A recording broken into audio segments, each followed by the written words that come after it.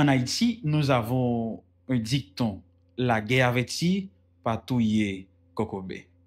La partie d'aujourd'hui interprétée s'intitule Averti et protégé.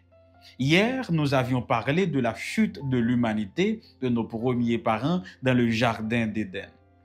Et cette chute allait entraîner un millénaire de péchés, de misère, de catastrophes dont nous sommes les victimes aujourd'hui. Mais bien sûr que coupables, hein? Donc le péché allait dévaster pas seulement la création, mais la relation qui existait entre Dieu et l'humanité. Il faut savoir que cette manigance du serpent n'avait pas débuté dans le jardin. La Bible en dit long à ce propos. D'ailleurs, il y a Apocalypse 12, verset 7, qui nous parle de ce conflit qui avait éclaté dans le ciel entre Michel et ses anges et le dragon et le tiers des anges du ciel. Il avait emporté avec lui, le dragon bien sûr, un tiers des anges dans sa chute. Et par la suite, il allait entraîner l'humanité dans sa chute. Mais il faut dire que Dieu n'allait jamais laisser nos parents sans avoir instruction du conflit de ceux qui se tramaient par derrière.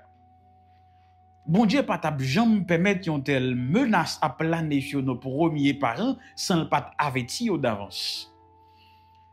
Ils étaient à la fois avertis, donc ils étaient au courant de ce qui se passait, de ce qui se tramait, les risques qu'ils couraient s'ils désobéissaient. D'ailleurs, Dieu l'avait explicitement dit, clairement déclaré: je ne t'ai mangé fruit ça, vous mourrez.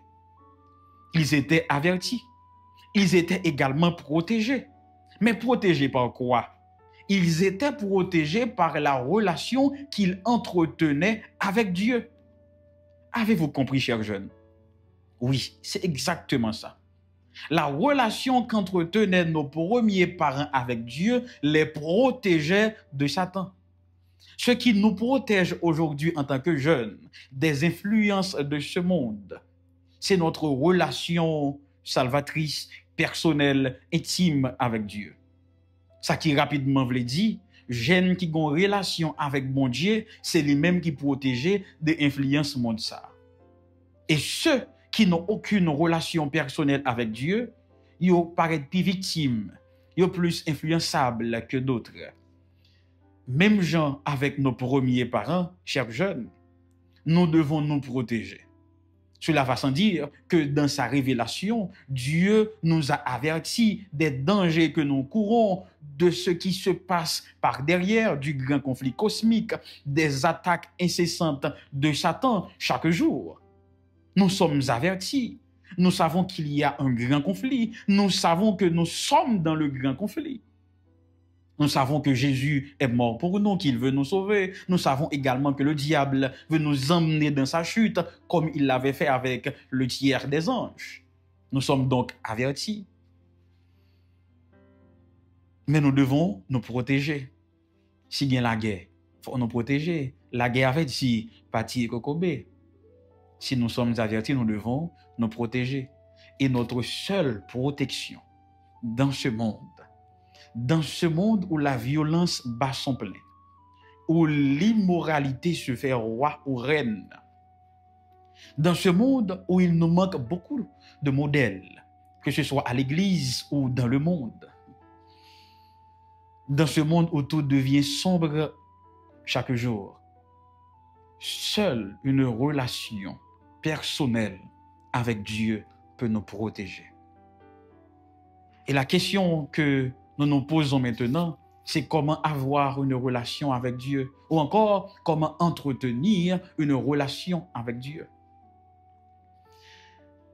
Dans la psychologie, il est dit que les relations saines, pas toxiques, avec les autres, nous protègent de pas mal de maux. Ces relations saines nous donnent de la stabilité, nous donnent de l'estime de soi, nous donnent du bonheur. Une relation personnelle bien entretenue avec Dieu nous procure la vie éternelle, la sécurité contre les attaques du diable, la puissance nécessaire pour surmonter les tentations et la force d'avancer chaque jour. Et comment entretenir cette relation? C'est facile à répondre. La prière, l'étude de la parole de Dieu, le témoignage. Je prie, je parle à Dieu, je communique avec Dieu, je lis sa parole, je l'écoute. 3, je partage. J'ai parlé, j'ai écouté, maintenant je partage avec les autres mon expérience, ce que j'ai appris de ma méditation personnelle. Alors, je le répète une dernière fois.